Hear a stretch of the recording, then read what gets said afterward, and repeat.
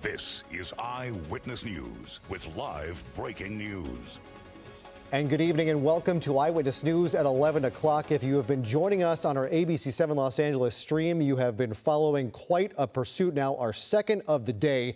A carjacking taking over this tanker truck now heading down the 5 freeway. I'm Jory Rand. And I'm Sophie Flay. This started in Sylmar just before 10:40 tonight when our assignment desk got reports of carjacking with that driver or someone inside of that car, because we know that there were two people firing shots at CHP officers. And this was an incredible scene that played out here on the 5 freeway. This began with what looked like a utility pickup truck driving the wrong way on the 5 freeway. We do have some video that we want to show you of this happening. On the right side of your screen, that pickup truck pulling up to a cab of a truck. There is no trailer attached to that. The driver was able to back up, and it's likely because of the fact they don't have a trailer on board, they were able to back up and stay out of harm's way. But the driver, not to be deterred here, of this pickup truck continuing further up the wrong direction on this on-ramp to the 5 freeway near Sylmar, and they're going to choose their next victim. Another 18-wheeler passed by, but that's not going to happen again. You can see this driver not allowing this truck to get out of the way. This is the tanker truck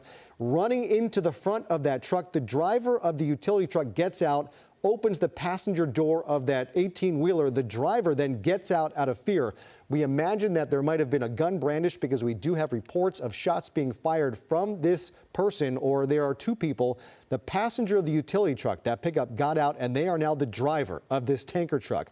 As we watch this play out, this 18-wheeler pulls up alongside and stops to investigate what had happened. We thought they might try to block that tanker from getting away, but at that moment, the carjacked driver of the tanker then runs onto the on-ramp to try and communicate with that driver. He is now stranded on the side of the road, and there goes the tanker truck. So again, that truck without the trailer comes into play. It looked like they were going to try and block this tanker from getting away.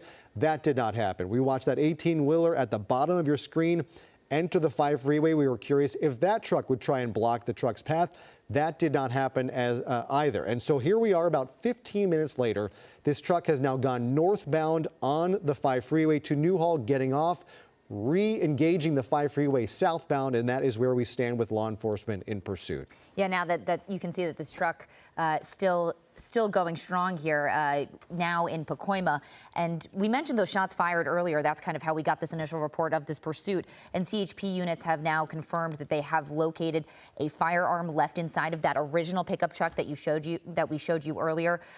It's unclear if there is another firearm, because we did see two people hop into this truck now that these CHP officers are on the pursuit of. We can see at least 3 patrol cars here. This is kind of the first time that we've been able to see these patrol cars in our vantage point now. But again, still going strong. Not sure how fast this truck is going. It didn't appear as though it was going really fast earlier. We saw reports of maybe 25 miles per hour, but it has continued. This has persisted. Looks like traveling just about at speed, not going too fast, not going too slow here, but again, with those pursuing officers. And a big question that we are wondering is what is inside that tank. This is not a normal fuel tanker, a gasoline, which is a little wider, a little more oblong at most times. This is a long cylindrical tube, for lack of a better term.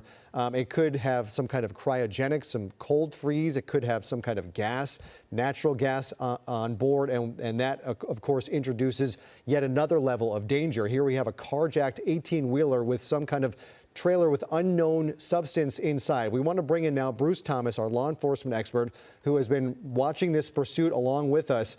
Bruce, you've been in this game a long time. What are your initial thoughts watching this play out tonight? You know, that you